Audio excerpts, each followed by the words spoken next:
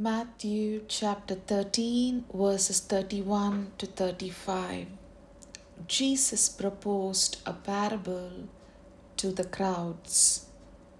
The kingdom of heaven is like a mustard seed that a person took and sowed in a field. It is the smallest of all the seeds. Yet, when full grown, it is the largest of plants.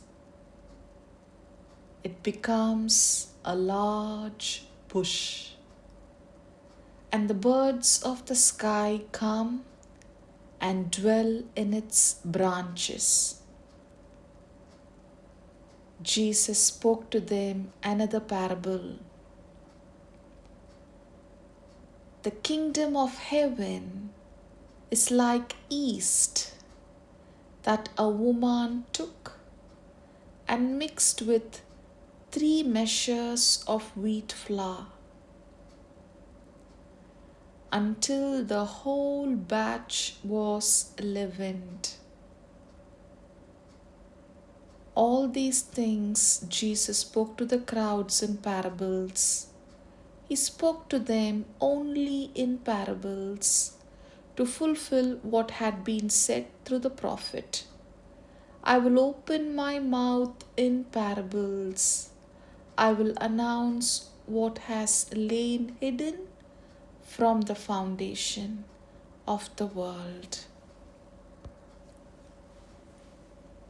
Dear Faith family, biblical scholars help us to understand just the way the mustard seed is tiny in size, not much visible, but when it grows in full, it is the largest of plants. Similar way, the work of God may not look visible to our eyes. It may look like a tiny mustard seed.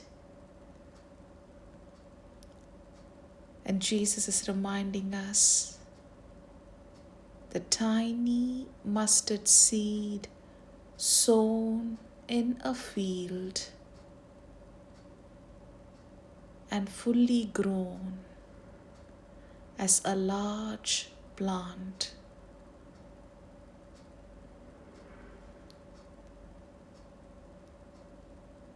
Jesus is reminding us not to underestimate the work of God in our lives, the work of God sown in our lives. Jesus is inviting us to repent,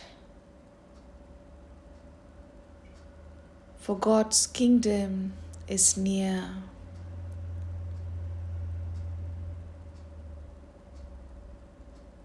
Dear Faith family, and Jesus goes on to explain just the way a tiny portion of the yeast rises the entire batch of wheat flour. Similar way, the work of God's kingdom in our lives is like a yeast, like a tiny portion of yeast. But just the way the yeast transforms the entire batch of flour, the work of God in our lives transforms us wholesome from our interior which shines brightly in all our externalities.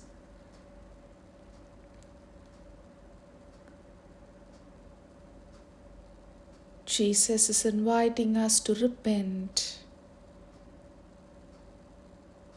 to experience God's kingdom, the work of God in our lives. Let us ask Jesus for His grace to help us to truly repent, to experience God's work in our hearts. Dear Faith family, let us take a moment in silence and be aware of Jesus' presence.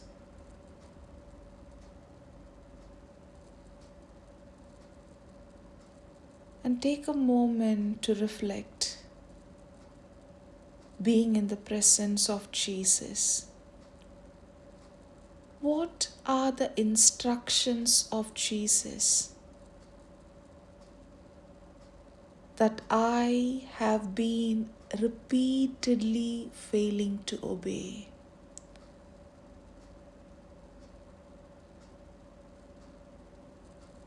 Which is not letting me to carry a truly repented heart, a truly repenting heart.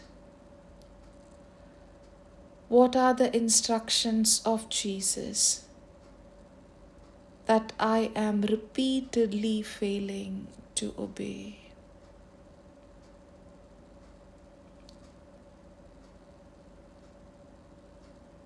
Let us be aware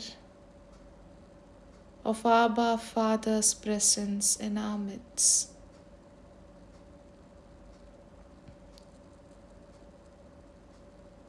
And let us take a moment to reflect. How am I hurting Abba Father through my repeated disobedience?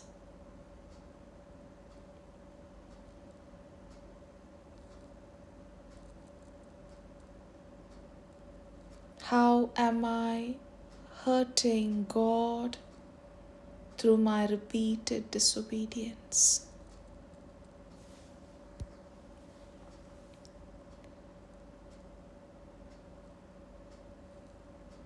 Let us seek for God's mercy and grace.